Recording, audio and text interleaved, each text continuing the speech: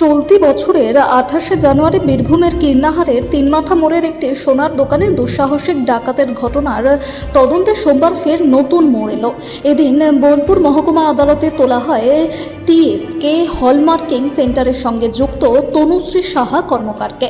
আদালত চত্বরে উপস্থিত হয়ে তার স্বামী তথা হলমার্কিং সেন্টারের মালিক বিশ্বজিৎ কর্মকার একাধিক অভিযোগ তুলে ধরেন। ডাকাতির ঘটনার তদন্তে বোলপুরের টিএসকে হলমার্কিং সেন্টার থেকে উল্লেখযোগ্য পরিমাণ হলমার্ক না করা সোনা নিখোঁজ হওয়ার অভিযোগ সামনে আসে।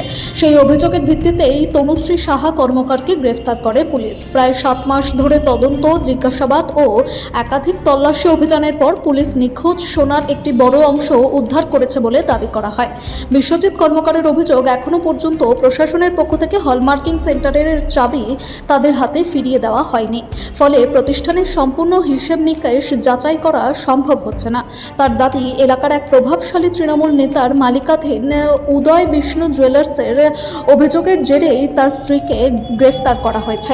পাশাপাশি তার পরিবারের বিরুদ্ধে আনা ডাকাতি যোগের অভিযোগও সম্পূর্ণ ভিত্তিহীন বলে দাবি করেন তিনি। বিশ্বজিৎ কর্মকার আরও জানান, উদয় বিষ্ণু জুয়েলার্সের নিখোঁজ সোনার একটি অংশ ইতিমধ্যে সংশ্লিষ্ট মালিকপক্ষকে ফেরত দেওয়া হয়েছে। তবুও অভিযোগ প্রত্যাহার করা হয়নি বলেও তার দাবি। তার কথায়, এখনও সমস্ত সোনার পূর্ণাঙ্গ হিসেব মেলেনি এবং বিষয়টি বোলপুর থানার আইসি ও কীর্ণাহার থানার ওসির তত্ত্বাবধানে রয়েছে। তিনি পুলিশের নিরপেক্ষ তদন্তের উপর আস্থা প্রকাশ করে বলেন, তদন্ত শেষ হলে প্রকৃত সত্য সামনে আসবে। এখনো মনে হয় হ্যান্ডওভার করেনি। ওরা টোটালটাই রিটার্নের কথা বলছে।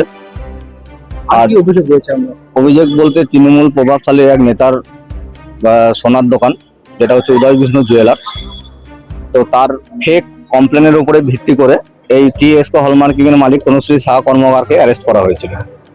তো কমপ্লেনটা করেছিল যে ওনার স্বামীকে কিডন্যাপ ডাকাতির কেসে অ্যারেস্ট করার পর সেন্টারে তালা দেওয়া হয়, তো সেই সূত্রে অ্যারেস্টটা করা হয়েছে।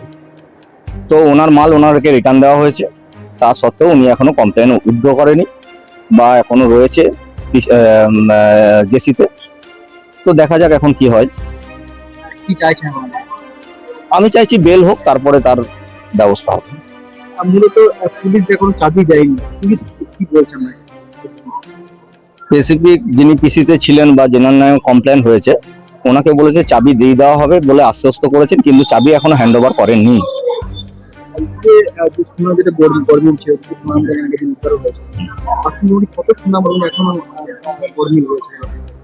তো এখনো হিসেব মিলিয়ে দেখা যায়নি।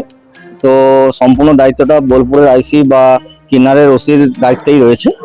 তো ওনারা সম্পূর্ণ দায়িত্বটা নিয়েছে, তো ওনাদের উপর আস্থা আছে। প্রশাসন যথাযথ সাহায্য করেছে। এই মুহূর্তে আমি কিছু করতে চাইছি না, তবে বিগত দিনে আমি আপার লেভেলে যাওয়ার চেষ্টা করব। বিশ্বজিৎ কর্মকার।